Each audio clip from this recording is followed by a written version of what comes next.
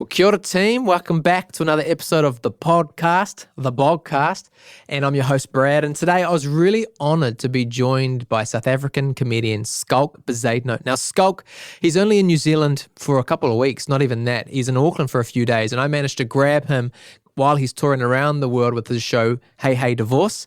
And he came and sat down for a couple of hours to chat all things comedy, all things his show, Die Kantoor, which is a show which is essentially The Office, but South African version. And he plays a character very similar to Dwight. His name's Chart on the show. And we got to talk about that. And if you know The Office, you know how awesome that is. And we got to sit down, talk all things comedy. We talked about his love of red wine. We even shared a red wine. And I don't often drink red wine, as you'll see in the podcast. But it was a good time. And so I really appreciated his time as he's traveling around New Zealand and the world to sit down and have a yarn for a couple of hours. And I know that I enjoyed it. I know you'll enjoy it. So chuck those headphones in or whatever you listen on and enjoy the episode.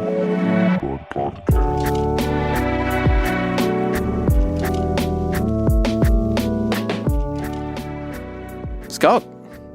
Welcome to the podcast, my friend. Thank you. Welcome to, I don't know how many New Zealand podcasts you've done in New Zealand, probably a few, but... No, zero. This is my first. Well, cheers to that, cheers my friend. To that, dude. Thank you for hopping on. New Zealand podcast in New Zealand. Well, that's where you want to do a New Zealand podcast. That's right. Well, we were saying before we got on air that you wouldn't have been here today if it wasn't for your flight delay. But, yeah. But I think the reality is maybe this could end up being the best part of the trip. Could be. Let's see. It's too early to tell. You did organize wine, right? Which is a pretty good start. I was gonna organize it without saying anything, but then I thought, you know what, I will ask because you might for some reason. You don't know. Maybe it's just a stage thing that I drink wine. But maybe it's fake as well. You never know. But then when I realized you actually sell and make your own wine, I thought maybe it's legitimate, right? Yeah. Actually, like, where does that come from? Your stage having wine. I mean, it's just a part of the set routine for Schalk, isn't it? The red wine, I don't know where like my love for it really started because I think it's from just as a student you drink cheap wine, and then the more wine you drink, the more expensive you are forced to go because your palate gets numbed. Gets used to it, and then you start actually being able to taste the difference between a bad wine and it's actually a bad place to be, like knowing wine a bit because it's an expensive hobby, and eventually, like, so in what is 100 rand, that's like $10. If a few years ago, a 10 New Zealand dollar bottle of wine would have been more than fine for me. Now I'm like, that feels like a bit on the cheap side, Now it goes up to like $20, and then eventually you only like the good stuff. Yeah. Well, this isn't top shelf. I think this is in the 30s range. I thought that was a good medium. Yeah, well, that is the thing why we are spoilt in South Africa because a $30 bottle of wine in South Africa would get you like the good stuff because that's like 300 rand.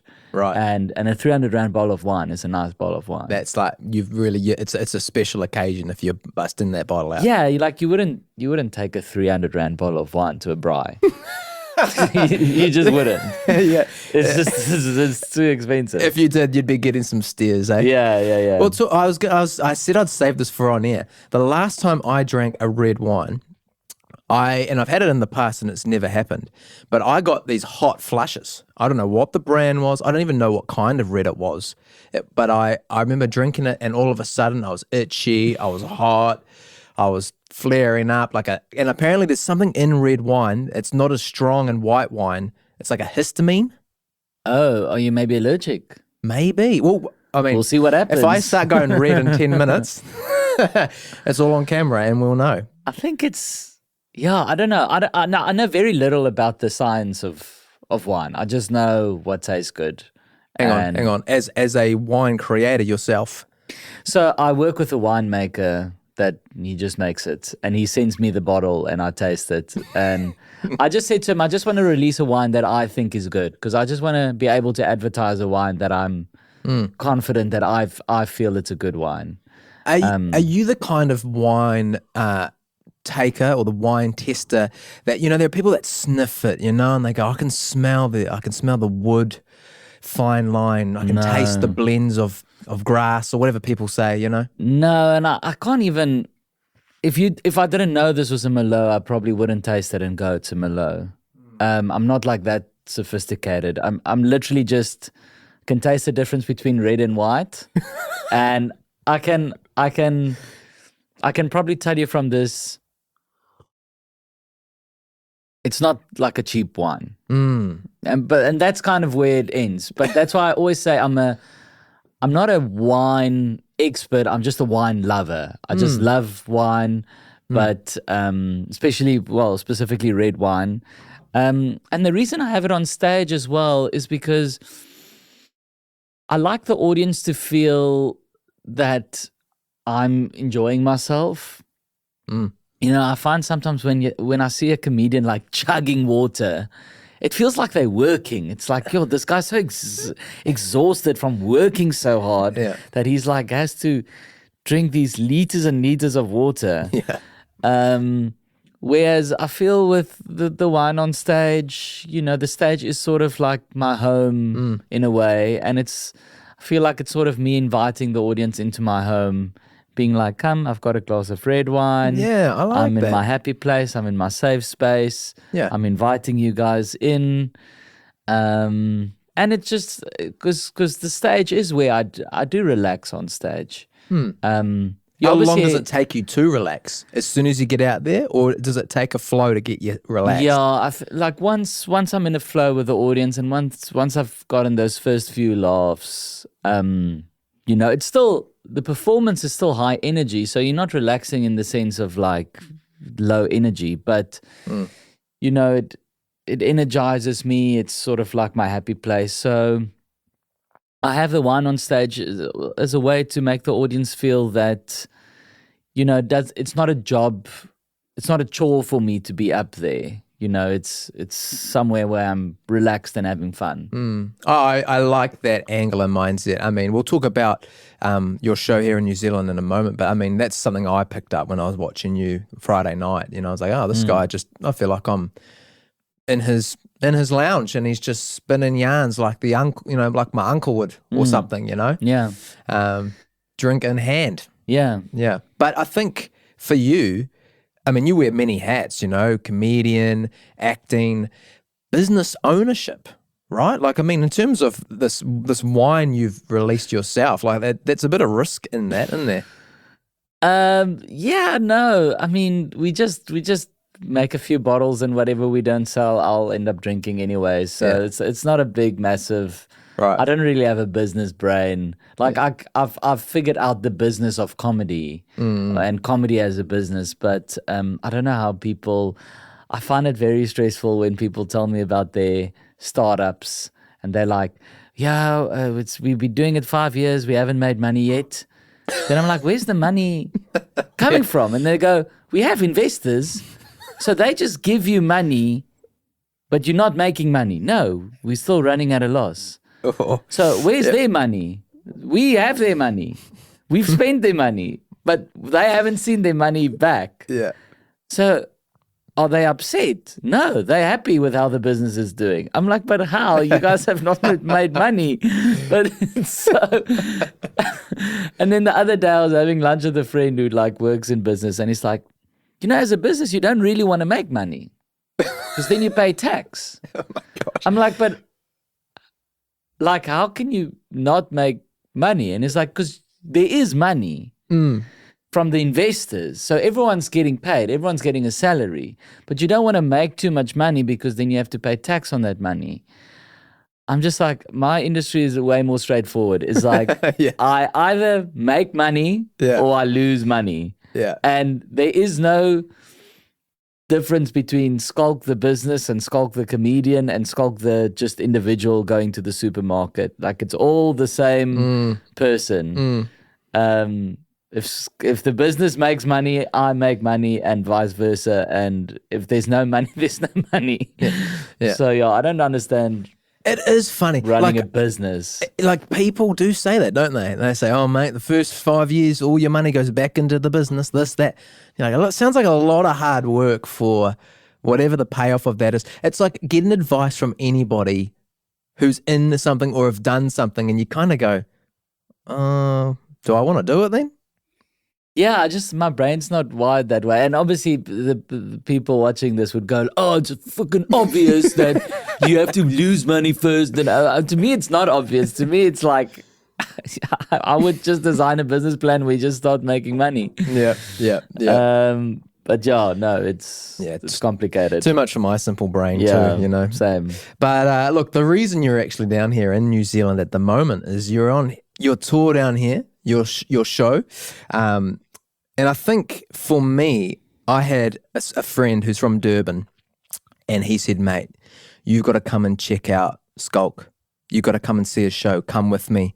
I don't know if it's because the wife was busy that night, he had no one else to go with, or he genuinely wanted to bring me along. But anyway, he was locked into going, and I attended on Friday night your show in Takapuna. But welcome back to New Zealand. And Thank you. What, fifth year in a row? Where are you at now? I think fourth or fifth year in a row, and nice to be here in March. I'm normally here in May. And yeah, by May it's quite unpleasant by then, especially in Wellington. Yep. But March, it's lovely. Not too hot, not too cold. Yeah, right in the middle, right at the end of summer, coming nice. into autumn. Yeah, it's very nice. And in terms of comparing trips, if you were to compare, I mean, you've got a few more days left. One more show or two more shows down in Tauranga. But if you to compare trips, where would you rate this little adventure? I think my favorite was maybe the first time I came, just because it was all so new, and I had a few days off in Auckland and really got to explore. The more you go back to the same city, the more you just kind of stay in your hotel. It's kind of like last night in Christchurch. I was like, I've seen Christchurch, I've explored it, I've gone for a jog in Christchurch, I've seen everything, I've seen the orange cones. That's a world experience, that one, man. And this morning my flight was only at 1, and I just couldn't be bothered to go walk around, because I'm like, I've been here, I've seen it. And at the end of the day, a world city is sort of the same all across. You've got your strip where there's a bunch of shops and restaurants, and the only cities, like some of the European cities, look very different. Just from I was in Prague for the first time this year. How beautiful is Prague, eh? And it's wow, man, super beautiful because of the old buildings. Because it's, I asked my dad, because he's a history teacher, why Prague wasn't bombed, because Hitler wanted to preserve it, right? Yeah, he wanted to make Prague. I can't remember now. He wanted to make it like his base or something. So it was never bombed by England, and But anyway, most modern cities, if you had to wake up from a coma in Christchurch, because it's a modern city with modern buildings, you could be anywhere. It's not like, so I find that with New Zealand, Australia, and South Africa is that it looks and feels the same. You've been to one, you've been to them all. Different accents. And every country, New Zealand and South Africa, every city I have, I can compare it to a South African city. Like New Zealand, Auckland is Joburg, Wellington is Cape Town, definitely. Okay, there's no Durban really in New Zealand, but Christchurch is like Bloemfontein. So every place you can find, you sort of I know this, just a different version. The feel of the city. Yeah. Brisbane, if you know Australia, Brisbane is Durban, absolutely. Melbourne is Cape Town. Sydney is Joburg. You can find those little... And that makes sense, because Auckland and Sydney are very similar places, similar in culture, similar in style, not similar in size. I think Sydney's got millions more, but it's got that harbour-esque view. Well, I mean, we both have the Harbour Bridge, which is nearly identical. You know, theirs is a little bit longer. Yeah. So, the first time I came, I would say was cool because also we didn't know what to expect in Auckland. So I was in like a little 60-seater at the Q Theatre. Actually less. I think it was 38 seats, 40-seater. And it sold out so quickly. And then we added a show or two more in the Q Theatre. And then from the next year, I started doing the Bruce Mason. And normally I end the tour in New Zealand, which is just so cool to end the tour on like a proper big theatre. Yeah. Well, I mean, I was joking to you earlier today that when I was at the show on Friday, I was maybe one of 10 non-South Africans in the room. Like, I mean, Auckland really is little South Africa, especially on the North Shore. So you've definitely, whoever's your PR team or whoever it is, and maybe it's just you picking the spots to go and perform. North Shore is where you want to go to get that crowd come through. Yeah, I've heard that in like Browns Bay, you'll hear Afrikaans in the supermarket. Yeah. Or, I mean, which to you guys must be terrifying.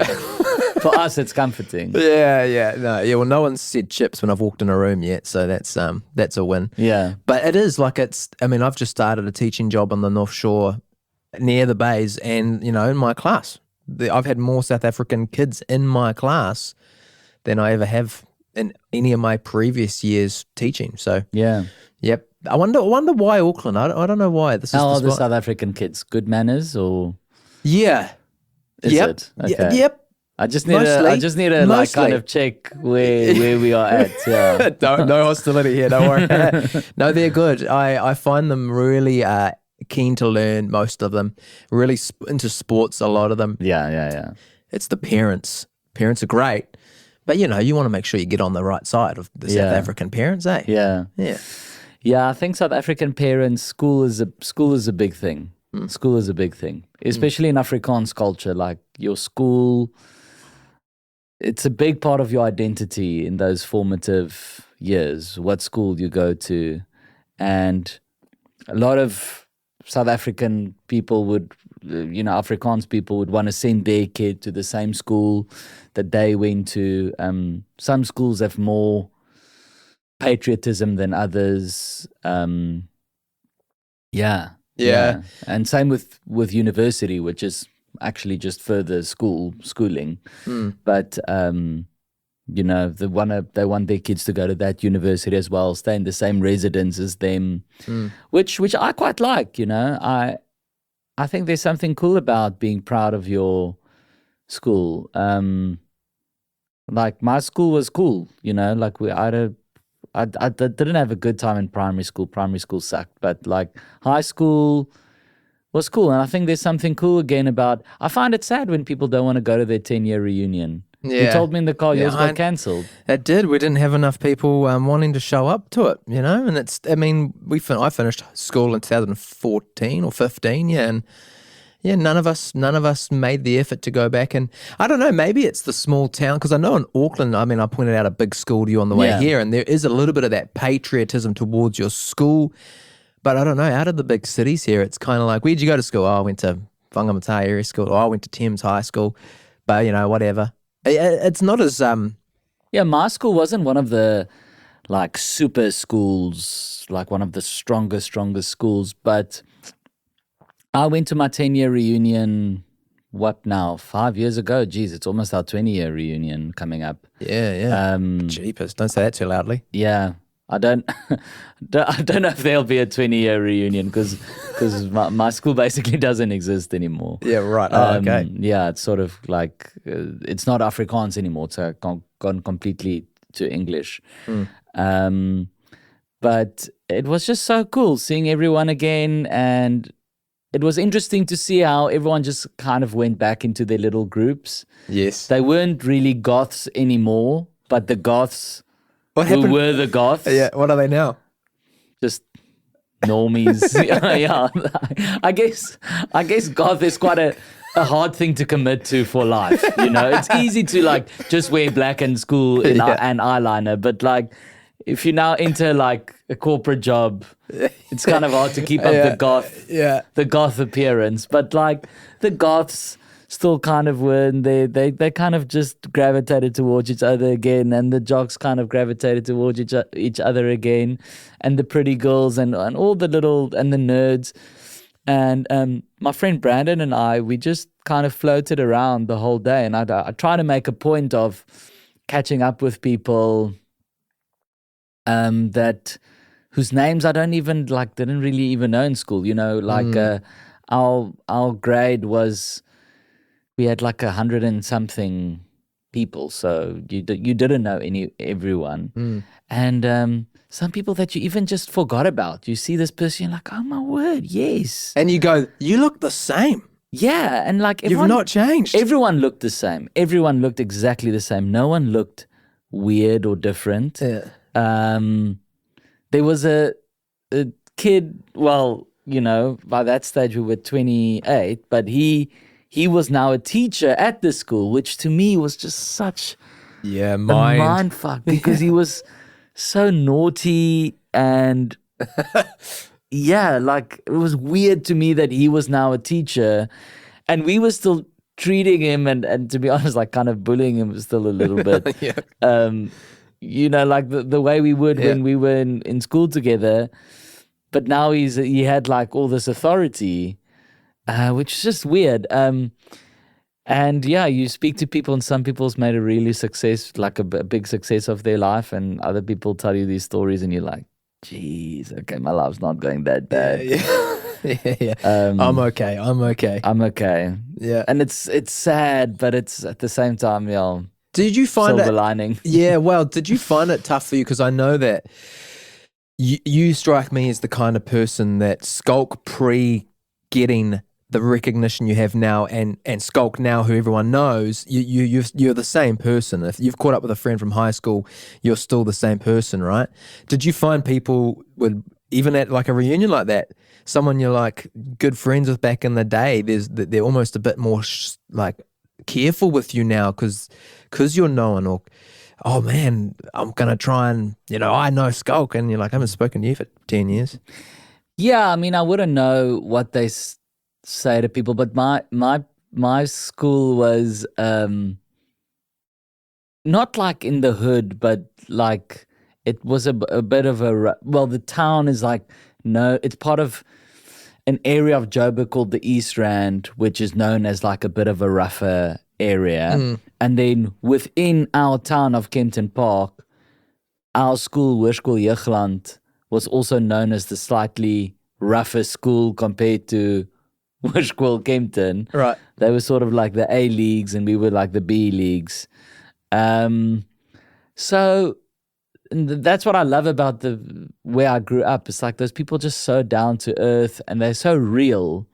So when I was at my 10-year reunion, at that point, I was already on TV and doing some stuff, and it didn't feel like people were ooh, Mr. Celebrity or whatever. It's it was just the normal. same, just just normal, just the same. What I will get sometimes, and it's some people from the younger grades would come up to me wherever in a mall, and they'll be like, do you remember me? and it's weird because I'm great with faces. Yeah. And I'm and they'll go, we went to school together.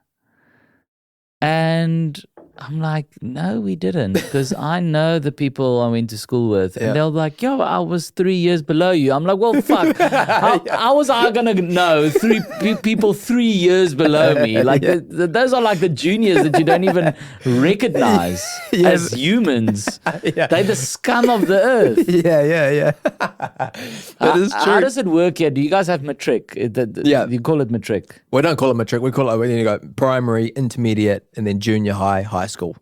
Yeah, what's the final year of high school called? Yeah. What is the final year of high school called? Year 12, 13. Year 13. Yeah. So that year for us is called matric. And then the juniors in high school are the grade 8s. Yes. Or standard 6s. And they are... They're not allowed to even look at you. Yeah. You are the big boys in the school. So sometimes I'll have that, do you remember me? And then they're I was grade 8 when you were matric. And I'm Yeah.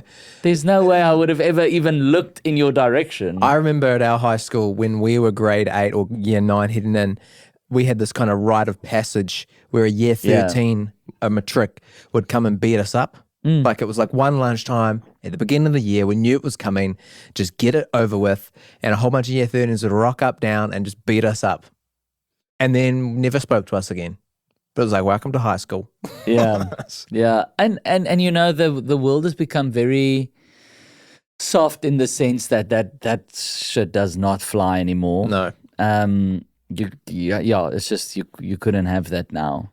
But there is a sort of middle ground where I feel part of it, like the problem is because of the nature of kids, they will always push it to the boundary. So there will always be that one dude who takes it too far, and then that's why these things get banned. But that healthy level of hierarchy was cool. Yeah. You know, I liked it. Because you had something to strive for. You're like, I'm a piece of shit now. And then when I get to matric, I get to have that privilege. And you have something that like every year you're getting closer to this goal. And then matric, you finally get there, and then you have all these privileges because now it's like you get to sit in the back of the bus, and you get to hang out there in break time, and that's your area, and you get a special jersey and all that stuff, and it's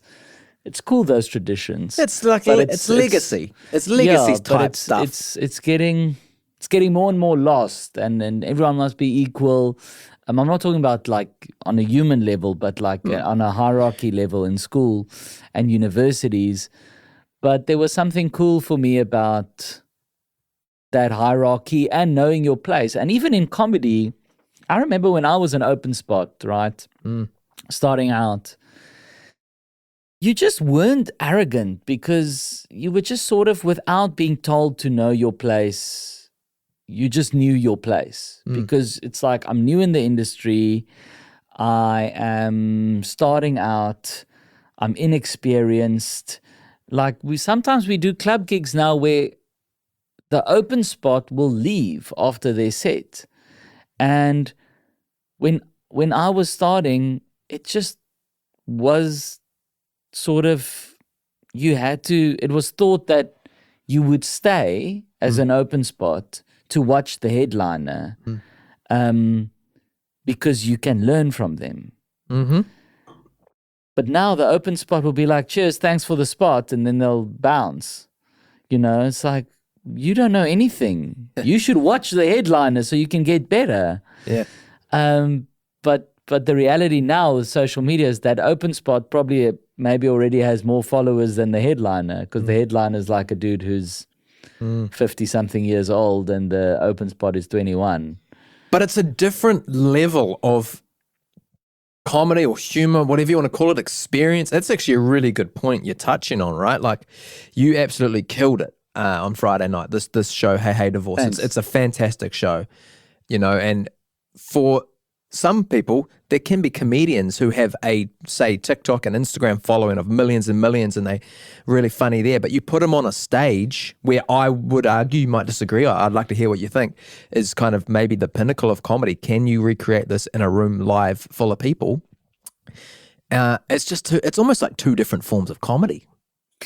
Yeah, I mean, there are content creators that I think just own it and go, I'm not a live performer. I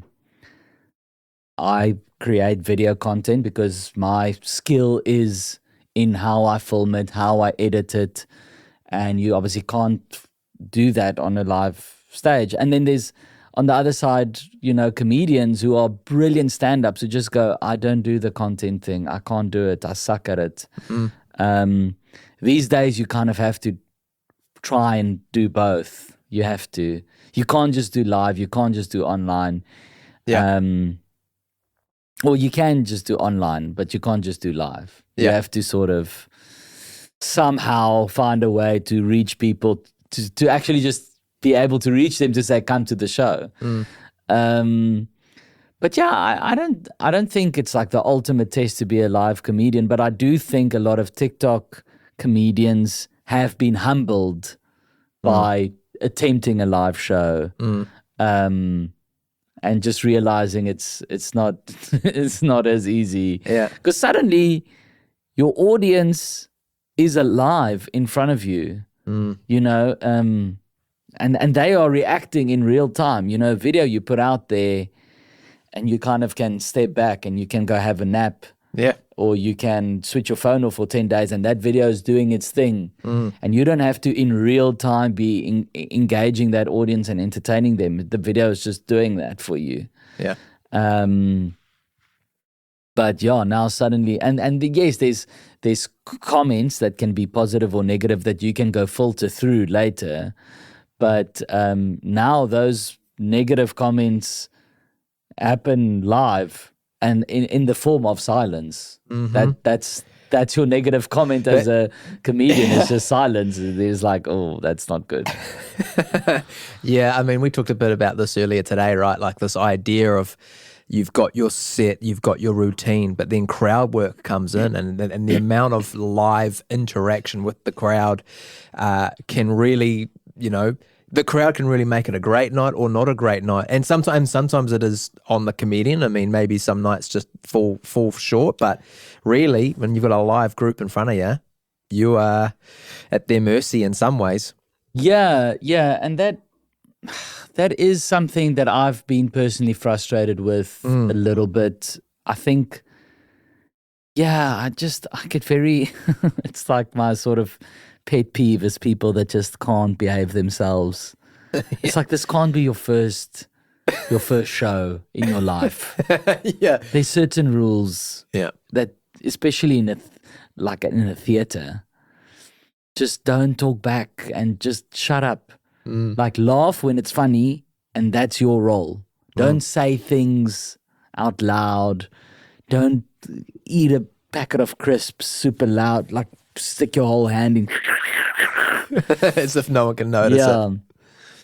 But I've had a show. I remember the worst one I had was the show in Joburg. There's probably been more that have been slightly been made unpleasant, but there was this one show in Joburg where this woman was really drunk and shouting things out during the show, and I would say she ruined the show for me and for everyone there. I think the people who left there left with, you know, going, not that Schalk was not good tonight, just like the show was unpleasant. It was an unpleasant evening. Yeah. And it's just amazing actually how, you know, it literally takes one person that can ruin a night for thousands. And something from the audience perspective, I mean, I've been to several stand-ups, and like I was telling you earlier that we had a gig in Auckland with Theo Von, and someone got booted out of the theatre because they just kept on haggling and hassling. One of the feelings I felt as an audience member is for the comedian on stage, this sense of, oh, like, we're not all like that, you know, please don't put us all in this box of this crowd is terrible, and you feel like almost guilty even though you've done nothing. It's someone else that's shooting off, and you know, and you're like, I hope Schalk comes back. I mean, we didn't have any of those moments too badly, I don't think, in Auckland, but you know. No, Auckland was fine. But you don't, as an audience member, you're like, I want this comedian to come back. I want them to think that was a great gig. I love this crowd. I love this city. I'll be back. Yeah, and even like, you know, in that case, that person got thrown out the theater, which I definitely think is the best way to do it. A lot of people would think that the comedian needs to be able to shut the person down. But normally alcohol is involved, and normally that doesn't work. Like, you can say to a person, shut up. You can say to them, hey, listen, you're ruining the night for everyone. There's a level of drunk where none of that is filtering through. And you like literally just, the only solution is get security and throw them out. And like, that is what I think should happen immediately. I've seen in South Africa, like, you know, Dave Chappelle, he's got a very no nonsense policy. He's good. There's a whole security team, and they get briefed that if someone shouts something at Dave on stage, they go to that person immediately and say, first warning, second time you're out. Wow. And it happens a second time, they are out. It's like very strict like that. Kevin Hart, they announced before the show, if we catch you filming, you are out. Don't say we didn't warn you. And they see a phone, the security sees a phone, you out. Yeah. Same with Louis C.K. shows as well. A friend of mine went to go watch him in London. He's like, this person took out their phone immediately. The ushers was shining torches in their face. They got pulled out of the theater. Which is how it should be. But I think people just see it sometimes as a cop-out, like, oh, you, as the comedian, you couldn't handle the heat, so you got them kicked out.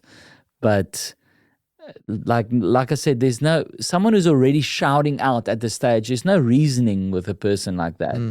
If they already don't have the self-awareness to shout at you, then they're not going to have the self-awareness if you say, listen, you're making an ass out of yourself, or you're kind of making it unpleasant for everyone else. And then think about it too. What other context would that be accepted? Like, you were saying, I mean, if you're in a bar and you're kicking off, the security's going to get you out of there, right? If you're, if you turned up to a live, the Oscars are on right now.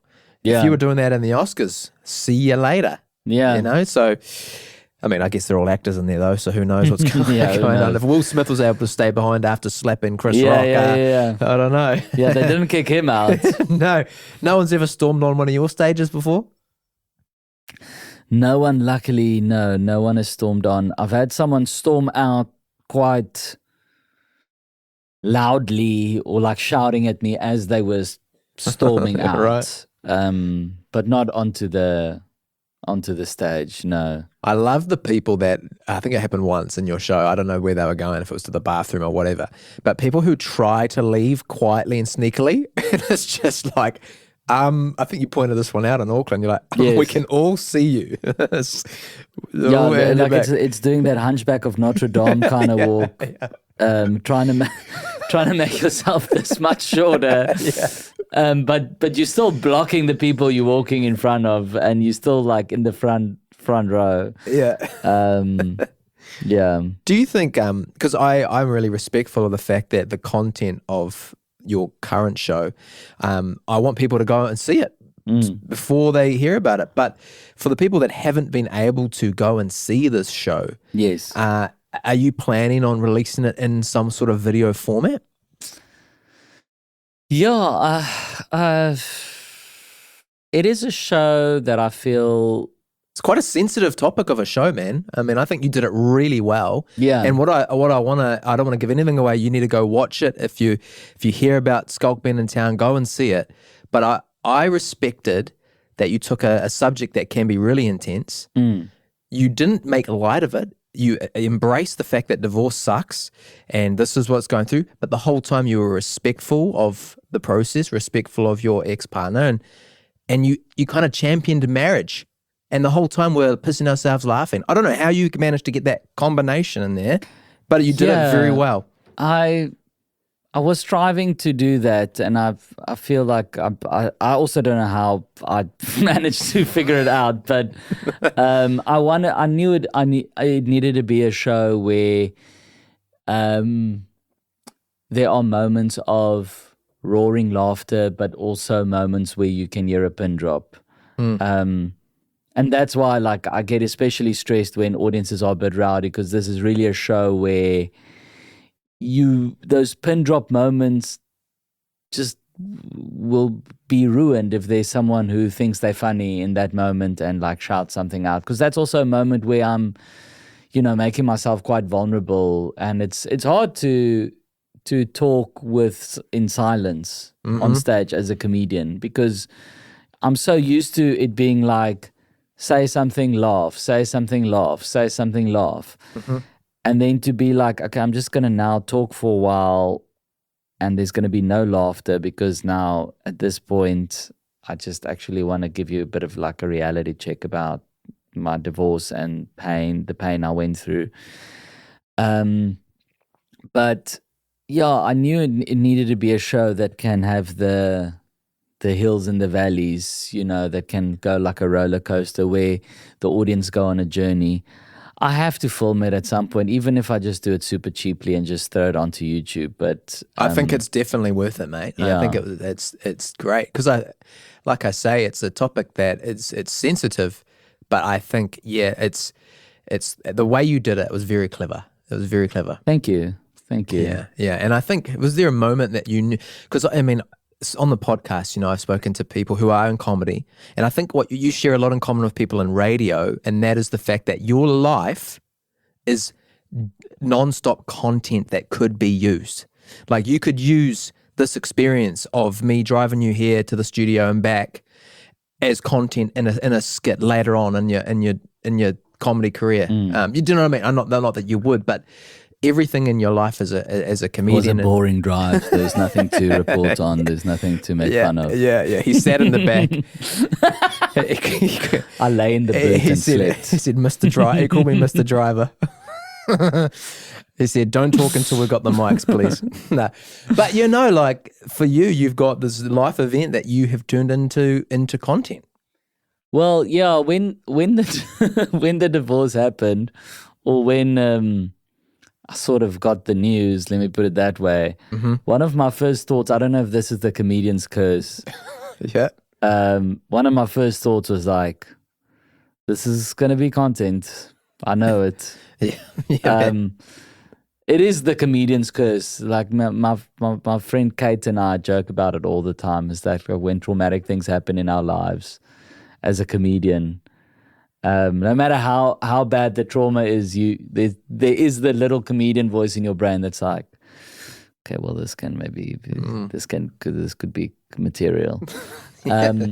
So yeah, when it happened, I knew immediately that it was going to turn into a show.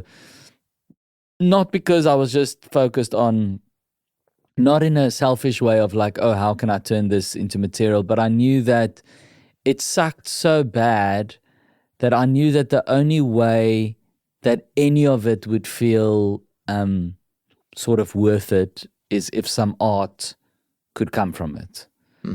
And I was like, if I don't manage to turn this divorce into art in some way, shape, or form, then it was all for nothing. Then it was just painful.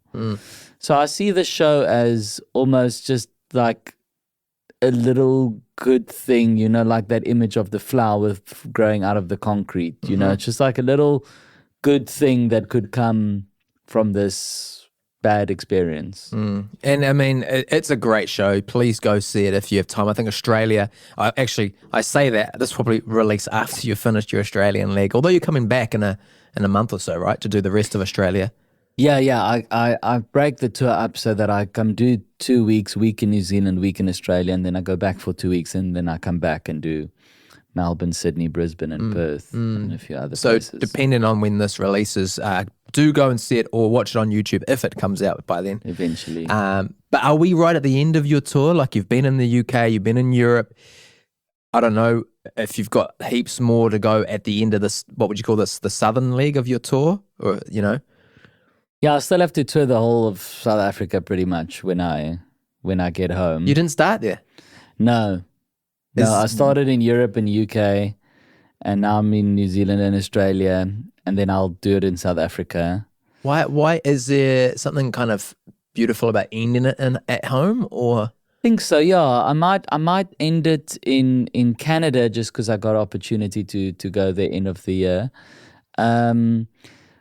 But yeah, I like taking a show to South Africa after I've toured it overseas, because then it's just like really strong. You have tweaking as you go, right? Yeah.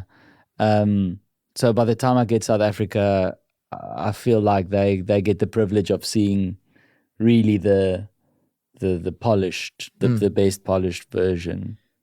So how different would you say, even just your show in Christchurch last night compared to your first show wherever you started your tour? How different are those two shows, even though it's similar or the same content? Not that different, I think, because I did like almost 10 shows in South Africa before I came in just a small 50-seater venue to test the show and to figure it out.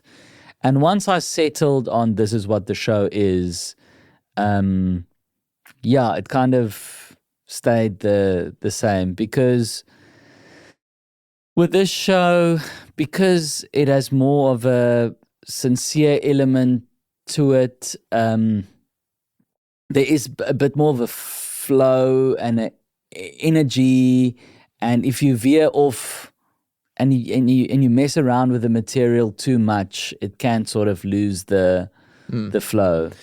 So I would say with this show specifically, I don't think there are really countries or cities in the world that are getting a lesser version of the show. The show is the show. The show is the show. There might be better nights than others. Like I do prefer doing the show in a theater. Some venues are a bit more Stingy Bari. Dingy Bari, yeah. Not naming places. I won't name the places, but the show feels like it should be performed in like a proper theater. So when it's sort of like a Dingy Bari feel, I feel like the show and the venue don't really match up. Yeah. Well, it works well at the Bruce Mason. Yeah, it does. There'll be a lot of comedians listening to this, well, maybe, to this specific episode. And one of the questions they have, especially starting out, is, and maybe for some comedians this is the easy part or a really hard part of live performance, but this whole idea of working the crowd work. And I think you do it very well. You take what's happening. I can imagine one of your issues would be, when do I stop this gag and go back to my set? Because you can drag it through, and there was a couple moments in Auckland when things happened with crowd members, and it was hilarious the way you kept pulling on a certain joke or a certain couple or whatever. But yeah, there'll be comedians that are really daunted and scared of that element. They just want to do the show. Yeah, and you can. You can. Comedy is so, like, all comedians are so different, and there's different ways of, some comedians don't do crowd work at all, and they're brilliant comedians. Totally. But they just like, that's not my strong suit. Some comedians, and a lot of crowd work comedians will often go, I wish I was a better writer, that I could actually write stronger material, that I didn't have to go to crowd work so often, because I could just write material that meant that I don't have to rely on crowd work. Right. I feel I'm more of a material comedian, and I do a little bit of crowd work. But you get a lot of comedians who are very strong material comedians. They do almost zero crowd work. And then you get comedians who do a lot of crowd work, and they're not comedians where you would actually know their jokes, because most of their show is just crowd work. Yeah. But someone like Matt Rife has turned crowd work into a whole genre. He was here recently. On its own, he does the whole show basically just crowd work. I'm not a strong enough crowd work comedian that I can hold an hour, I would say. Yeah. By just doing that. But you do capitalize on moments. Yeah, and I also plan or I know which moments in the show are there. Like, I will say in the show, who here is married, never been married before, and then I will find a couple and I will speak to them, and now and then they will give different things and I will respond with different things. And every night that interaction with that couple is slightly different every night and unique. But like I feel with those moments like I'm in control. I'm not like handing them the mic. There's a lot of people that want the mic in those rooms, eh? So. Yeah, but I would say to up and coming comedians, like, you can be a crowd work comedian if that's your strong suit. You need to do whatever you can do to stand out from the sea of comedians that exist now. You know, there's just so many. It makes me nervous how many comedians there are. There's just so many of us. So, and you need to stand out in some way. And if that is doing a lot of crowd work, then do a lot of crowd work. If it's doing strong material, just do whatever you can to stand out, because you need to stand out from a lineup to grab people's attention these days. Well, and I think, Schalk, you've managed to do that in many ways, and not just great content in your stand-up, but, you know, you've had your fingers in different pies. Like I've seen you've actually, and I think this is part of your story in terms of you were into acting and things like that, but you've been on TV. You're currently on one of my favorite iterations of a show of all time. The Office is one of my favorite shows. I was actually just wondering, New Zealand, you guys should make one. Australia just made one. I know they made one. Yeah, and there's a couple of comedians that are New Zealanders on that show. But you guys should do a New Zealand Office. What would our office be here? I don't know. What it can be anything. What do you reckon, Ryan, off camera? Maybe like because yours is polonies, which as a sausage. Polony is a processed meats. Yeah. Do you know what's funny? I call the little red sausages polonies. Yeah, it is, right? But everyone else calls them cocktail sausages. Yeah, polony can be a lot of stuff, but it's basically the company's called Deluxe Processed Meat, so it comes down to processed meat. Yeah, and I think for you, you know, you play one of my favorite characters. Well, iterations of a character. I think you're very Dwight-esque. Your character, yeah, very different to the American US version of Dwight. But let's just get this right. It's Die Kantoor, the show. Die Kantoor, which is the direct translation of The Office. And your chart, yeah. Yeah. Tell me about that, because that must be, it's new, like it's still releasing in weekly episodes, and I saw on the old IMDb it's getting like 9.8s. Yeah, it was amazing. Like when you do the I think the Office fans would find this interesting, but when you do The Office, as in like you buy the rights from the BBC, there's a guy, Charles, that you speak to, who is like the Office person at the BBC. He's like your guide. Yeah.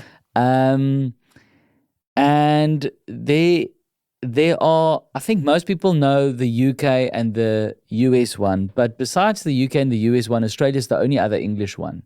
Yeah. There's 16. Is that right? The offices. Wow. And only 3 of them are English. Wow. But there's 16 countries that have done The Office. And then most of them in their mother tongue. So obviously Australia and US was in English. UK is the original, right? UK is the original. Yeah. Then it was US. Australia was in English now, but there's a Polish one that's like very popular in Poland. There was like a Swiss French one. There's a Mexican one that just released. So there's lots. So we did one, a South African one, but we did it in Afrikaans. Bit of English in there, though, I've noticed. Bit of English, yeah, because there is a character that's an English South African, and a black character that speaks English, and an Indian character that also communicates in English, like it would be in an office in South Africa. But yeah, so we were encouraged from the get-go, because the American one, even though it's not the original, is the most popular in terms of the one that people know.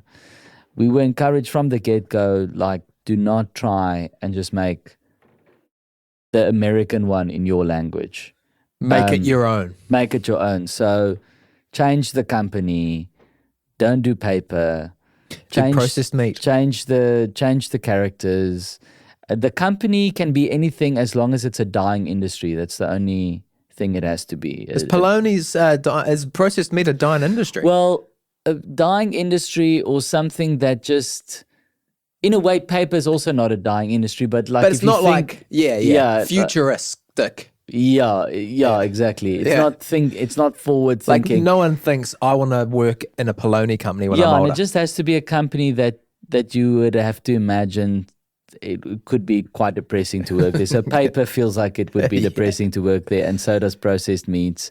The Mexican one, actually, their company makes hotel soaps. No kidding. like little hotel soaps. That's very funny. So yeah, it can be anything and everything you want it to be. And then you also have like certain cornerstones. So your boss can be anything. Your boss can be any race, man, woman, doesn't matter, as long as there's a boss that is sort of like a lovable buffoon. And your boss is the more like sort of outrageous character that drives the plot. Then you should preferably have some sort of romantic thing, like a Jim and Pam for the like US. your Jim and Pam, which should also preferably be two younger people. But I think in the Polish one, it's like an older couple that fall in love. So you can also put a spin on that. And I think that's pretty much the only thing. Well, your character, this kind of Dwight archetype of the right-hand man to the boss. It's not like a prerequisite No. in the office. Like I think every office has one, but it wasn't like one of the key cornerstones to have that character. Tell me about how you actually came into having this experience. I mean, it's very cool to say you've been a part of The Office internationally. Yes, I mean, it was a lot of pressure on us because I was one of the writers as well. And, like walking in those footsteps of Ricky Gervais and Steve Carell, I mean, it's like two giants. Totally. And people, I think this is just the sadistic nature of people, but people like kind of, I think secretly wanted it to suck. Yeah. Because when they released the image, so this is before even any footage was shot. When we were going into production, there was like a news article that's like South Africa making their own version of The Office. So many comments that were just like, this is gonna suck. Please, and people just commenting, please don't ruin The Office for us. Wow. So then you're already like, Stakes are high. if it does suck and we don't pull it off, then everyone's going to go, we knew it. We knew it. And it would be the same if New Zealand had to make an Office. The people are going to go, oh, they're going to ruin it. Oh, it's going to suck. And people secretly want it to suck. And then I've also seen a lot of comments now saying, which I'm very proud of, where people are going, I didn't want to watch this because I'm such a fan of The Office, of the American one, and I didn't want it to like ruin it for me. But I reluctantly eventually watched it, and it's on par. Yeah. And that's all we could strive for. The American one is so great, and the UK one, that we just wanted to be as good. It's not even about being better. No. It's just being like at least hitting the same level. So yeah, which I think we did. Yeah, I really congratulations. think we did. Thank you. Yeah. Yeah, and it's a project we're very proud of because it was such a massive undertaking, and then when you pull it off, it's like really and yeah. I think a hard part about The Office, one of the hardest parts is, which is harder now than it would have been, I think, when they were doing the British one. But just because the world is so politically correct now, but the nature of The Office, kind of the DNA of the show is that it has to be not politically correct. So how do you pull that off? That's a great question, because I see that the Australian office, the US office is doing a reboot soon, or at least a continue. I don't know if it's a reboot or a continuation. It's in the same universe, right? And I'm thinking, how do you achieve that in 20? Like, we all remember the what's the episode? It's right at the beginning of season 1, and it's like Cultural Day or Race Day or whatever. Yeah. And you're like, if this was 2026, this would not fly. But that is the world of The Office. Yeah, that was the hard thing, because your boss character is not politically correct. No. So it's not, you have to try and already in your mind make it, it's not us as writers being politically incorrect. It's the character being it's not the show being politically incorrect, it's the character saying something that's politically incorrect. And you show the audience, we know it's politically incorrect by having the other characters look into camera and go going, like, what the hell? Like, how did this guy just say it? But that was like a very fine line, because also your hardcore Office fans also came to watch our show wanting and expecting that un-PC-ness, because that's what makes the Office the Office. They want to see that. They want to cringe. They want those cringe moments. And you can only have the cringe moments by the boss character saying something that's really off. So yeah, it was a fine line to try and put in enough cringeworthy, really politically incorrect things. Yeah. But also not make it so politically incorrect that it's just bad. Yeah. So yeah. How many jokes for you guys, and you as a writer too, in that process of this show, were just you had to debate about, do we put this in? Is this too much? Do we do it? Yeah, a lot. A lot, because I'm like the head writer is a good friend of mine, Benny. Yeah. So I co-wrote with him. But I mean, he's at the end of the day the captain of the ship and says, what goes and what doesn't. But I'm sort of the angel and the devil on his shoulder, because Right. I'm the one that will push for the most unpolitically, politically incorrect joke to be in. But then once it's in, I then flip and I go, hang on. can we? No, wait. Like I knew this joke was my idea, but now I'm like really going, is this too hectic? Like, can we actually say this? Are we going to get in trouble? I just really don't want to get cancelled. The actor that plays our boss character, just also, he's so endearing.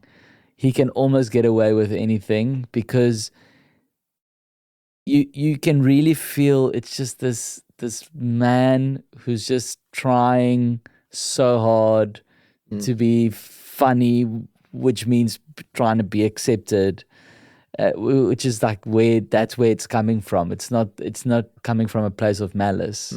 Totally. Well, that's the whole point of Steve Martin's character, Steve Carell's character, and Ricky Gervais. It's like, it's not harmless. What's the word? It's not malicious. It never is. Well, there are moments, but then it's soft-hearted. No, it's hardly malicious. And I think that's like a key word is malicious.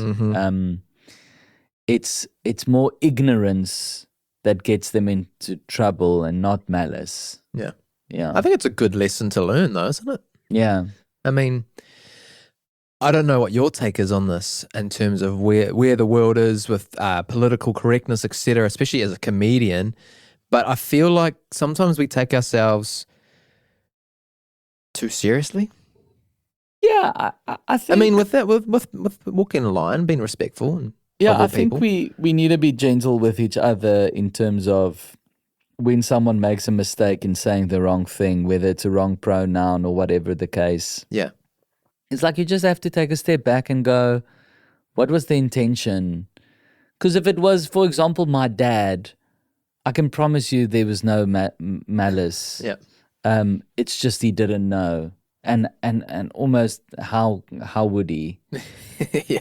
You know what I mean? Yeah, I know what you mean. How could he? Like he's just, he's not in the mix. So, and it's, we are very fine-tuned as humans to pick up intention. I think you will know kind of immediately whether someone is saying or doing something to hurt you, or if they just genuinely by accident said the wrong thing. But I think the part that we go wrong is that sometimes someone tries, and in trying they mess it up, and then they get punished for it. And then they draw back because they're like, okay, well, geez, I won't try again. I just, Well, because I made a mistake and I was punished for it. We have that here in New Zealand sometimes, when you're trying to embrace whether it's something like a Māori culture or I don't know if you have that same kind of experience in South Africa too, but sometimes the fear of pronunciation and pronouncing something wrong puts a lot of people off wanting to say or speak. And, I know my parents are like that. Exactly. That's exactly what I'm talking about, is that we should just like Correct with grace. Yeah, and just a bit of kindness and like I said, it's quite obvious if a person is actually trying and not getting it right. But isn't that what education is? It's like making the same mistake a few times so that you can eventually get to a point where you correct it. I mean, what subject do you teach? Because I'm a primary, we do all of it: reading, writing, maths, sport. Oh, wow. Science. Okay. When you were in a little primary school and the teacher taught you everything all day? Jeez. Yeah.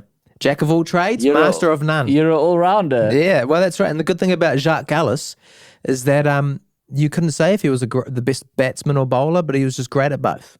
Gallis is alles. Have you heard that saying? No. Alles means everything. Gallis is everything. Gallis is alles. He was one of my favourite cricketers, eh? Yeah, he's great. Champion. I met him the other day. Did you really? Yeah. He was staunch. That doesn't surprise me. Yeah, he was just kind of deadpan and... Did he know who you were? No. That's probably why. No, me and my friend is like a big cricketer. I know nothing about cricket. Yeah. I know Jacques Collins, obviously, because like every person had him like on the front of their school books and like a picture of him up everywhere. But my friend was more excited to meet him, but he just said, no, thank you. Very cool, calm and collected. Well, how are you? Because I know you don't like the word fans. First of all, why is that? I don't know, because the word fan... If I said Schalk, there are 150 Schalk fans out there ready to talk to you. You wouldn't like that term, eh? The word Schalk fan already makes me feel better because it's just like, I don't know, fans remind me of like these screaming, shouting people, and I just don't see myself as someone who has that.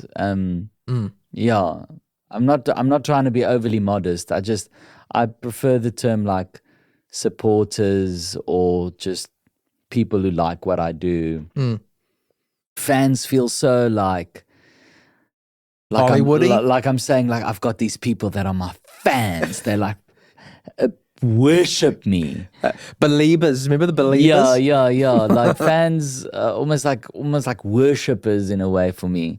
That's why I don't like the word fans, or I don't like referring to the people that come see me as my fans.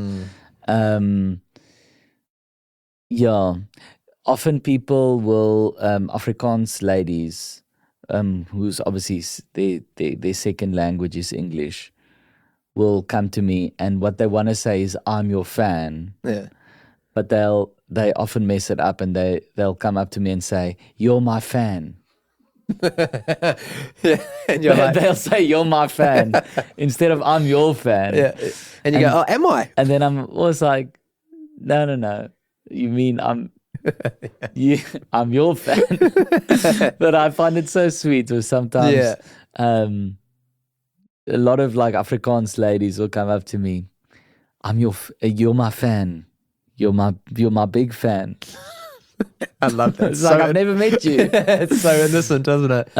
But yeah, just like supporters or whatever, or like Schalk fan makes me feel better. It's just sort of like Schalk fan. They're fans of what I do. Yeah. But not fans of me, because I don't like to think. Well, I'd like to think I don't think people worship me in that way. It's weird. Well, you should see Ryan's shrine in the back room out there. But he is wearing a T-shirt with my face on it. yes, he is our audio engineer. But okay, so when you have supporters approach you then, because you're at that level of fame or notoriety where people know you, both in South Africa and globally, right? Think about the Shark Cullis moment of the staunchness. And there's that saying, don't meet your heroes. Never meet your heroes. Never meet your heroes. Now today's gone well, so thank you for that. But do you? Is there something you have to? I don't think I was your hero, but oh yeah, maybe not. If I brought my friend Alex along today, though, it would have been a different story. My Durban friend who raves about you. But are you careful in your interaction with supporters that you don't rub off that way? Or it must be hard too when it's constant at times. Yeah. When people are nice, it's easy to be nice. It's hard to be nice when someone comes up to you and they're just kind of rude. And I've had a few interactions where I've kind of lost my cool because people have been just rude. People can be sometimes very bombastic, especially in a public space, like at the airport. It's like at the airport, everyone's sort of like quiet and minding their own business. And then if someone comes up to you and go, I don't care, but I'm going to take a photo with you now. I don't care even if you don't want to, I'm taking a photo with you now. Yeah. It's kind of sometimes hard for me to hide my shock and sometimes disgust with how they are approaching me. Like, of course, if you approach me and go, sorry to bother you, but like, can I please take a selfie? I would never, ever say no or be rude. And then you're like, yes, of course, come, let's take a selfie. And I don't like attracting attention in the public space. So then it's also like, and we can quietly just do it quickly. Lift your phone and quickly not too high. Take a selfie, and it's not a big deal. We don't have to make a big song and dance out of the whole situation. But yeah, sometimes people can really come in like bombastically, or sometimes just be rude. Like I think men often, because it's not like cool to be a fan of someone or to like fanboy. Yep. So I'll often get men who will go, can I take a picture with you? And then I'm like, yes, of course. And then they'll say, yeah, no, but it's for my wife. She's she likes you. Yeah, whatever, dude. Me, not so much. Oh, gosh. Then I'm like, why did you have to say that? Yeah. It's this pride thing, isn't it? Yeah. Then I'm like, you could have just said, can I just take a picture and just leave it at that? But then they feel they need to add, it's for my wife because I don't really like you. You should do the one moment that happens. Okay, call them right now and let me ask if they know who I am. Watch them. The worst I've had before is that's happened a few times. Is what happens is there's parents with a child, and the parents are actually the people who like you, but they also, for some weird reason, are too embarrassed just to come and say like, "Hey, we like what you do." So they'll come up to the table in a restaurant, and they'll go, our son is a huge fan. Can you just come say hello? It will make his day. Right. Then you can't really say no, because what kind of a monster would you be if you said no? Then you like reluctantly go, okay, And I've done this before where I also go, are you sure he knows who I am? Yeah. Yes. He talks about you all the time. He watches your stuff at home. And then you go there to the table and you're like, hey, your mom says you're a big fan. And then the kid's like, and they look at you like stranger danger. Yeah. And you're like, do you want to take a picture with me or something? And they're like, no, thanks. Oh. And then you like look at the parents, you're like, fuck you for putting me in this. You the ones that told me this child's going to freak out. Now he's just sitting here doing nothing. And then the parents always do that thing where they're like, I don't know why he's being so shy now. He's like normally like he loves you. And I'm like, Whatever. Yeah. Whatever, Trevor. Yeah. But so, sometimes people are just, and I get it. I think it's because sometimes people are just, they panic because now suddenly there's this person that you only see on your screen, whether it's your cell phone or TV screen, and now they're here in real life, and they panic and they like try and play it cool. My thing is like, don't try and play it cool. Just be uncool or whatever you think is uncool, and just tell the person, I love your work, and just be, if I had to meet, I don't know, who am I, like, who do I love? The Black Keys, and I'm going to Spain in September to go see them. They're one of my favorite Weren't bands. they here recently? Maybe not. But if I had to meet the Black Keys, which is like there's two of them basically, I don't think I'd try and be cool and be like, What's up? "What's up, guys? You want to take a picture with me?" yeah. That's what people often do. You want to take a picture with me? yeah. I just go up to them and I'd be like, "Hey guys, I'm a huge fan of your work. Can I please have a picture?" One last thing that I'll say that people often do, and I think they project their own stuff, but people go, "You hate this, but can we take a picture?" Then I go, "I don't hate it. I would love to take a picture." "No, you hate it. You hate taking pictures." Then I'm like, because people have this idea of celebrities or people in the public eye as like they're supposed to be these assholes. So when you actually just not an asshole, it's almost too good to be true. Their brain doesn't work. It's like, yeah. Like they want you to be an asshole. It's almost so that they can go tell people, I knew it. It's all an act. So then they'll go, "You hate this, you hate you." And then you go, "No, I promise you I don't hate it at all." And they go, "You probably think now this woman is such an idiot coming up to me." I'm like, I'm really not thinking that. And you'll just think, let's just take the photo, guys. Like, come on. And then eventually it's like you're on the stand in a court case being like, Your Honor, I promise you, I'm not I'm not an asshole. I don't know, man. I was with you on the car ride over here. Something happened when we started recording. Changed. Yeah, I know. Well, I was so freezing in your car with the aircon blasting. Yeah, I have the I was aircon frozen on. stiff. I have the aircon on, and I see you fiddling with it, and I'm like, "Oh no, this is how you turn it up." And you're like, "No." I was like, "No, I'm trying to turn it off." No. I think that's the thing. I mean, I have had to get used to. I think it's a really New Zealand thing. You probably in New Zealand get less fan interaction because New Zealanders are quite chill. Like they don't often go out of their way. I think maybe it is a pride thing to kind of, oh my gosh, it's, if they see Schalk walking in the street, they're going to maybe sneakily take a photo, but then probably in general compared to other places aren't going to mob you as much. But I think it's okay to want to meet your hero or meet someone meet someone you're interested in or have watched their content. And even saying that, like I've done, like I say, over 100 episodes. It took me a while to just, like I had the other day a Survivor winner on the show. Cool. And I love Survivor. It's my favorite Me TV too. show. Love it. And so I had Survivor 15 China, the winner from that season on. And I just told him, I was like, I'm a massive fan, dude. I'm such a big Survivor fan.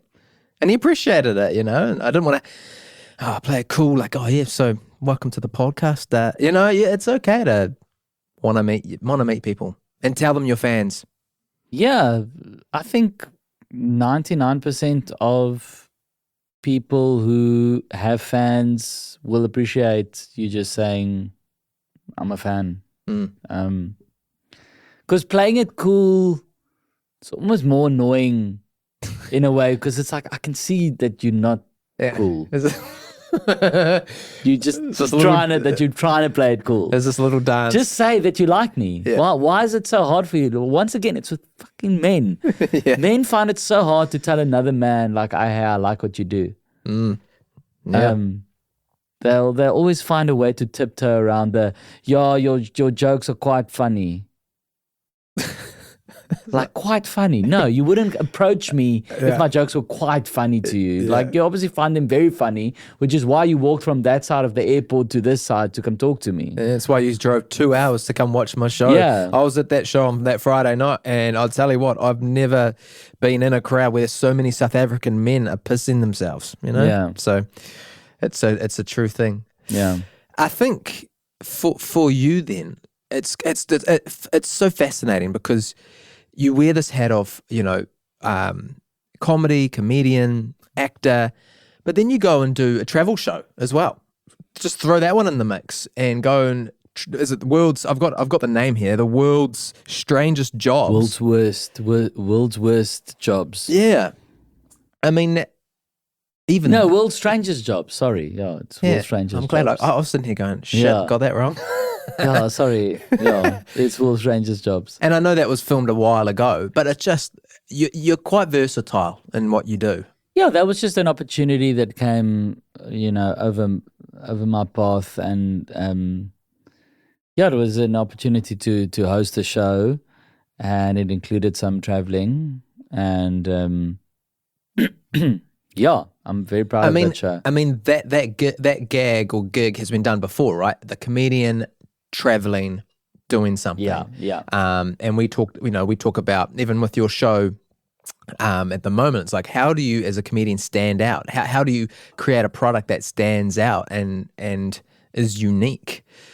And I think for you, that's probably the dance you're dancing when you do things like that. It's like, okay, I've been asked to do this, or I've been approached, however it came about for you. Now, how do I make this my own and enjoy the process? Yeah, it is hard. I don't know. I think just try and be authentic and try and be you as much as you can, and trust that you are interesting enough that people would want to. Oh, it's like put you in a sumo suit and let's just see what happens to Schalk when he's sumo wrestling. And we were talking about sincerity earlier. Like, a lot of it is also just being real. The more real you are, the more people connect to you. Mm-hmm. So if you are really trying to do the job and failing, that's more interesting than someone that's like fake trying and failing. Because then it's like, you didn't really try. You just failed on purpose.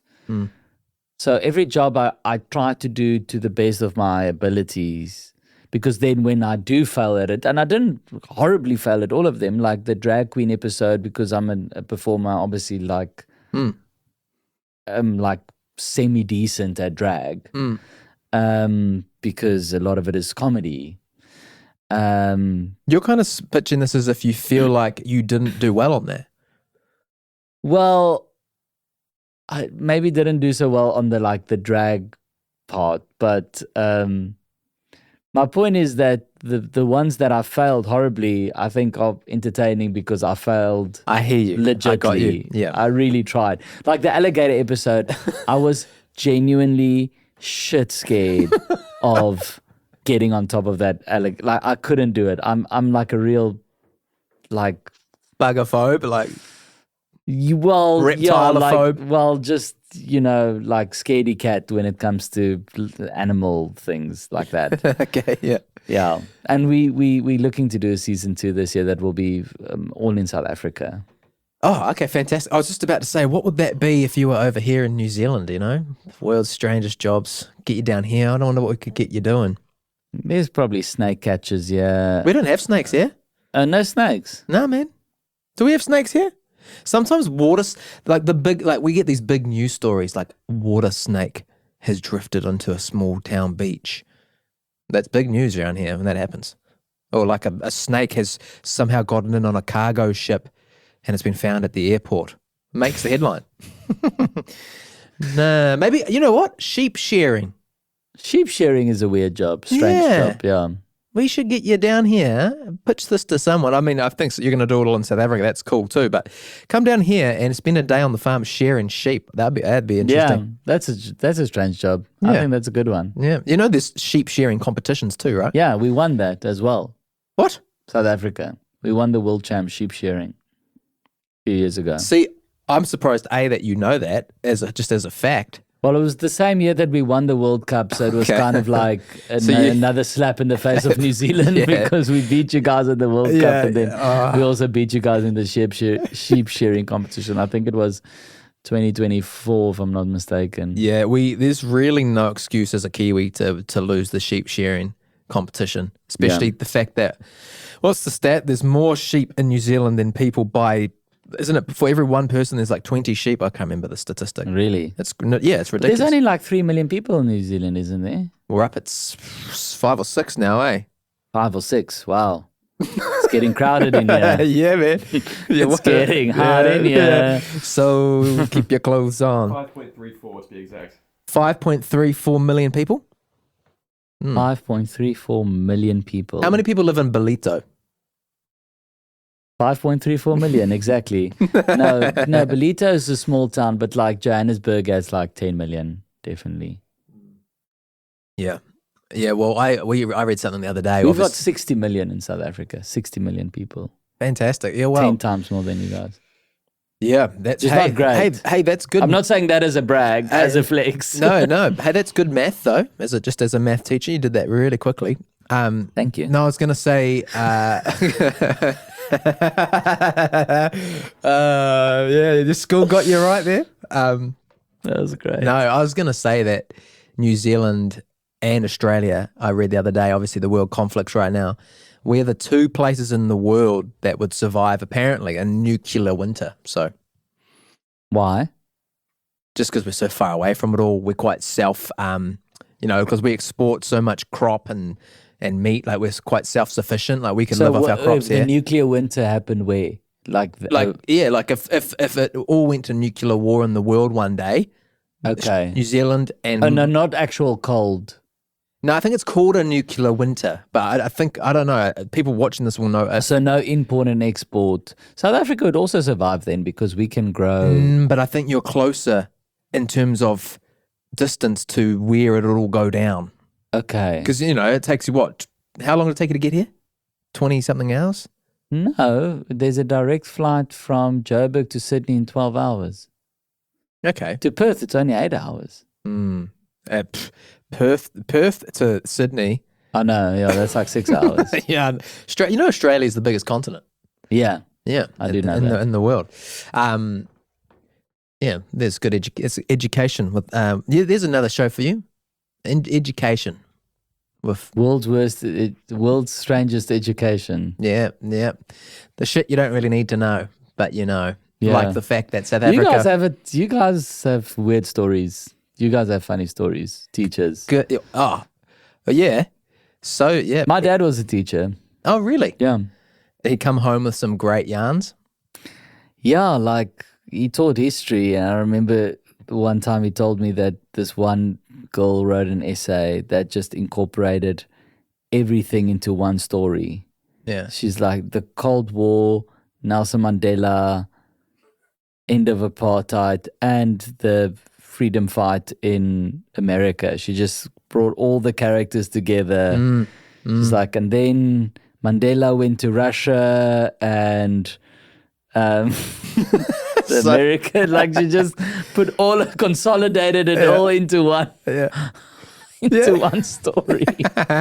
You so do. I mean, that's what I love about teaching is every day it is a new thing. There's not a dull. The other day I had a kid who I think I pissed off because I was trying to say like, hey, I asked him to write something down and I came back and he just wrote gibberish.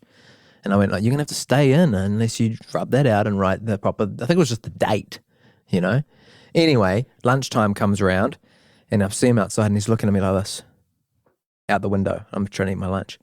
And I'm like, oh my gosh, how do I win this kid back over today, And then I hear this. Was he doing that? Yeah, he's doing this. Yeah, for people that are listening on Spotify or whatever, pointing is like eyes, the hand-eye thing. Yeah. And then I hear a meow, meow. I'm like, what is going on? Was it him? He was out the window pretending to be a cat. And then I started asking him because I was relieving this day, like a substitute teacher. And I was asking him, do you like cats? He's like, yes, I love cats. So in the space of 30 seconds, he went from, I went from his worst enemy to he wants to talk to me about cats. and I won him How over. old was this kid? 18? No. No, he was 10-year-old, 9 or 10-year-old, yeah. You know, just bizarre things. And you just go home and you're like, what happened there? Jeez, Yeah. I don't have the patience. Yeah, Well done. Yeah, thanks. Tell me, as a comedian, the fact that someone asked me about what it was like going to watch your show. And the honest truth, as I told you, it was fantastic. And I said, you're quite a physical performer. You know, you perform with your body, you perform with your voice. You know, one of my favorite gags of yours is that one, I think it was like the London Underground when the guy comes on the train. You know that one? How washed are you physically at the end of your sets? No, physically, not at all. Especially this new show, I'm quite still in it, I think, compared to what I normally am. Yeah, physically, it's more mentally, especially because with this new show, you know, bringing up the divorce every night and kind of breaching that subject is a bit tough every night. But at the same time, it's also like, it's sort of like therapy, you know? Because like in therapy, it's tough talking about it, but at the same time, it's good to talk about it. So it's tough, but it's healing at the same time. Normally after a show, I'm quite jacked. I'm quite pumped and energized because the energy from the audience really energizes me. And then that's why normally after a show, I'd like to go for drinks with people, whoever invites me out. I heard you say that at your show. So do people just stick around the front or out the side door and you walk out and they go, hey? Yeah, normally in the foyer to take a picture. And then normally sometimes people go, hey, we heading to this bar. Do you want to come join us? And then I'm always game. Cool. Or I've even, you know, because I'm not too proud, but I even will sometimes, if it looks like a cool group of people, be like, hey, I'm only going to go sit in my hotel room now, which I really don't want to do. So would you guys like to go for a drink? So, yeah, but then like 2-3 hours later, I will crash. Yeah. Yeah. Yeah, I can imagine even the beginning of the next morning can be kind of tough too. I mean, you go downstairs and get your mince on croissant or whatever. yeah. Whatever it is. It said mince on croissant? I had mince on a croissant this morning. Yeah. It was delicious. Well done. I mean, I always find after even podcasts, you know, the end is, you know, I'm pumped, but then once I get home and I'm done for the day or the night, I'm like, whew. Yeah, it's just brain Power. takes a lot of brain power, brain capacity. Yeah. Do you think for you success has made comedy easier or harder? I think it's made it harder in the sense that I think there's a high expectation now of the show. Because the show I did last year called Crowd Pleaser, you know, not in an arrogant way, but I think it was a crowd pleaser. I think the show was good. And it ended in a big way. I crowd surf at the end of Crowd Pleaser. Is this the show where you do the human, the WWE move on the crowd? No, it's like I strip down from I'm wearing a suit, and then I strip down my suit, and then I'm wearing a leotard underneath, and then I do this like dance on stage, and then I like crowd surf the crowd. Yeah. And that was like quite a hit last year, and yeah, I think to like now replicate it, or not replicate the show, but you know, like sort of hit the same. And now this year is like a bit different. I'm giving audiences something different, because last year was really just a comedy show. It was just jokes. Now this year I kind of slow it down a bit, and I go, okay, no, here's some sincerity, here's some deeper moments, here's some sadness. It was quite cool in Wellington, and I liked it. I liked that the show can go there.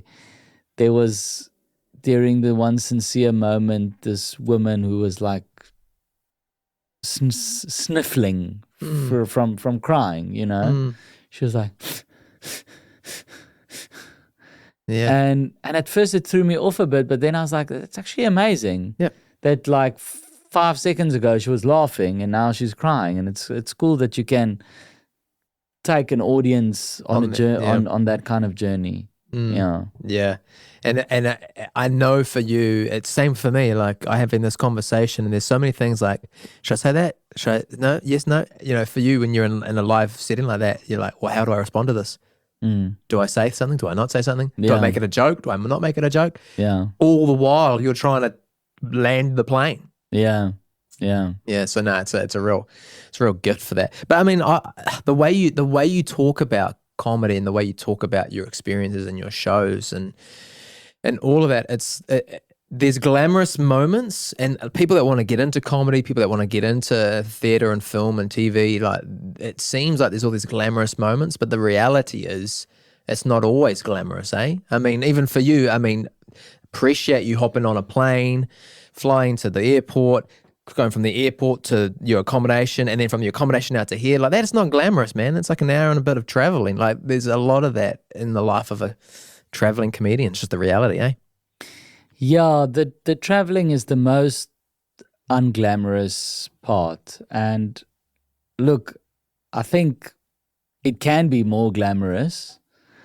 Traveling will always be traveling, but I mean, if you're on the Trevor Noah level, then yes, it is definitely easier to fly in a private jet as opposed to a commercial airliner. It's easier to get picked up in a luxury, Mercedes minibus as opposed to an Uber X or a Toyota Corolla hybrid. Yeah, that was set the mate. I even cleaned the car. I had a hybrid to my Airbnb and then another hybrid. Oh, really? Yeah. I had two white Toyota Corollas today. That's funny. So it can definitely become easier, but at the point I am now, like, yeah, and then being another thing that comes with more success, which I'm not there yet, but you get to have your team on the road with you. Yeah. And if I had even one person on the road with me at all times, like a road manager or whatever you want to call it, it would make things so much easier.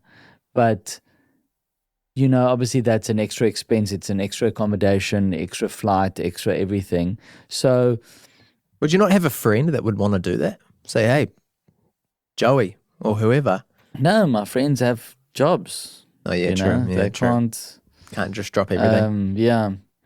And I've got a team who are on call, and I can call them anytime that there's a crisis, and they will pick up the phone and answer. But it's hard doing it by yourself. Like Ubering to the theater by yourself, getting there, doing the sound check by yourself. Then you sit backstage by yourself, kind of waiting for the show to begin. Often, when sound check's done, it's another hour to just like sit there backstage. And you get so tired of your phone. Like sometimes I just want to smash my phone against the wall. I'm so tired of this stupid thing. Yeah. So how do you then? I mean, obviously the phone is a coping mechanism, but like, because there'll be people listening to this that are in the same boat that are like, this is one of the reasons I don't want to do this because it's so lonely or it's so boring at times or it's just a grind. Well, at the moment I'm trying to push through it to get to a level where I can have someone on the road with me, because in the UK, when I was in Europe, I got so depressed and lonely. I phoned my friend who's in the UK and I said to her, just come with me and open the shows. Luckily, she's a comedian as well. And I said, just open the shows in the UK and I'll pay you from my own pocket. And I just took my own money and I paid her. Or like at least covered her expenses, and she was happy to come along and she was happy to get the stage time. But it made a world of difference. It was so, or maybe you just have to eventually weigh up like bring a friend with from South Africa, someone who you know who's got a job that can work remote, and just go, I'm happy to make less money on the tour, and just pay for this person's expenses. But it all adds up, you know, and a part of the incentive of coming to do shows overseas that takes you away from home is making a good living, because you're earning in a foreign currency. But then at the same time, you're like away from home for a month, and you know you don't have like your people, and you don't have your friends, and you're far from your parents and your partner and your dogs, and yeah. I mean, I'm not trying to go deep on purpose, but I do want to ask you, like, has there been moments where you've just wanted to throw in the touring towel and just stay local? Absolutely, yeah. Definitely. And you haven't, though. Touch wood. No, not yet. But I'm constantly trying to think of ways that, even if it means once again like making less money on tour, because at this point I'm like, it's not about the money. It's about like, how can I make the tour feasible for my mental health? So even if it means go over, do New Zealand, go back to South Africa. Go over, do Australia for 2 weeks, go back to South Africa. Then come back, do the rest of Australia, go back to South Africa. And you break it up like that. Yes, it means now you're doing 6 flights instead of 2 flights. But at the moment, it's just not sustainable for me to come over and be here for 2.5 months. I need to go back and forth. And I'm happy to deal with the jet lag. And the flights and the whatever, but like, I don't want to be home, away from home anymore for like months on end, you know? A month already is starting to become a push. Yeah, and you've still got another week and a bit. Yeah. You know? Yeah, I think that's tough, man. I mean, even for me, I'm 2 hours away from, you know, mum and dad down the line, and they're not getting any younger, and it's same but different, right? It's the more you're away from friends, family, loved ones, like I've just had some friends that were doing lots of work in Vanuatu, in the islands over there. Their reasons for coming home was for their parents, you know, like they were doing great stuff over there, got offered really good money for things, and they were like, nah, we need to be back home. Yeah. So, especially my dogs, you know, because dogs just don't live as long. Yeah. You've got 10 years basically. And they don't know where you've gone. Yeah, with your dogs. And my dogs are 6 now, you know, so like every moment I can spend with them is just so precious to me. And I really love them so much. And yeah, when I'm away for a month, I get updates from the pet sitter and I get pictures, and they're happy and they love her and they go for walks and it's all fine and well. But like, they probably not thinking about me. I'm thinking about them the whole time, you know, just being like, shit, I miss them so much. No, I don't know, man. Your dogs seem to, you know, write your cards and everything, if you know what I mean. Yeah, yeah. What have you got? A couple of Labradors? No, they 2 mutts. They just completely mix. Oh, 2 mutts. Yeah, mutts. Oh, right. Yeah, I don't know my dogs. Labrador, poodle. Yeah, my dogs are everything and anything. Yeah. Well, why don't I ask you this to kind of land our plane? I think one of the cool things that I noticed coming to your show here in Auckland was the love you got from the South African community here in Auckland. And I know that when you tour and travel, that's probably a big makeup of your show is South Africans that aren't home, that are living overseas, or who have moved overseas. Yeah. What does it mean to you, man, to have your people show up for you outside of home? Yeah, I think that's one of the reasons that I haven't quit the touring thing. I think it's twofold, because I didn't really answer your question earlier, but like the reason I haven't stopped the touring is because I honestly feel, and this is just me like kind of trying to know my self-worth, is like I do feel I have more to offer than limiting myself only to the borders of my own country. I do feel my comedy can go beyond that, and entertain a person from a different country. But then the other part is that I know it's incredibly hard. I mean, I just moved to a new city in South Africa and saw how hard that is. So moving to a new country, I can't even imagine. Like, you get here, everything's different. The people are different. You know, have to start from scratch. Making new mates. You get to go home once a year.